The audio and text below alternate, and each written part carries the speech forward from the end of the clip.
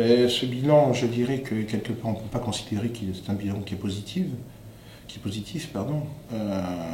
Bon, par contre, on va essayer de décortiquer cette situation. Alors, je vais l'analyser, moi, avec mon verre à moitié plein, plutôt que de le faire à moitié vide. Et je pense qu'on a démarré un début de championnat qui a été extrêmement difficile, puisqu'on a quand même raté des matchs importants, aussi bien à l'extérieur que à la maison, et surtout aussi à l'extérieur, pas forcément des équipes performantes sur lesquelles qui étaient largement à notre niveau.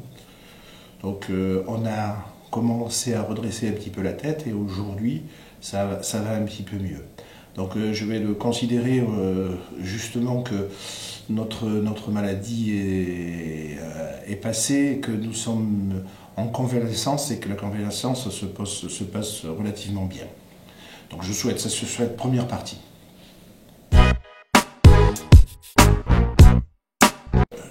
Sur Jarret, c'est un garçon qui est assez atypique.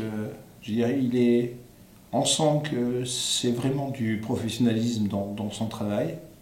Il a ce flegme un petit peu qui est anglais, mais quand on peut vraiment d'autant considérer que Jarret est anglais, il est surtout français parce qu'il a une grosse éducation française, mais il a ces moments qui peuvent nous perturber parce que on ne sent pas chez lui le stress.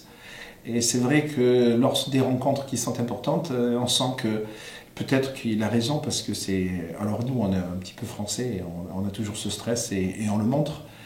Je pense qu'il doit l'avoir aussi, mais il le fait de façon tout à fait différente.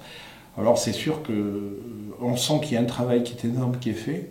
Je crois que la réussite aujourd'hui, enfin l'amélioration qui se passe, il en est forcément concerné puisqu'il y participe.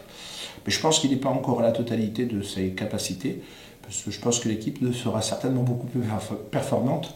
Et à mon avis, je crois que ça sera peut-être aussi de la signature de Jarret. Sur ce match, comment je me projette au niveau d'Aubenas. Aubenas est une équipe qui est actuellement dans le dossier.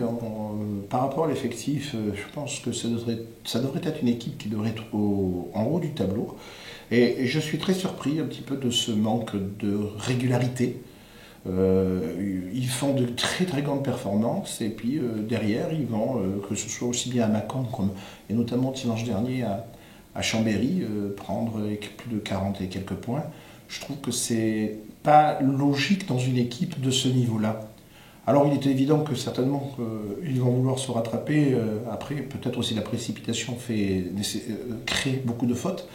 Ceci dit, c'est une équipe qui est, pour moi, à mon avis, certainement la meilleure de l'ensemble des équipes qui sont. Par contre, je pense qu'ils ne font pas encore au point pour atteindre la performance.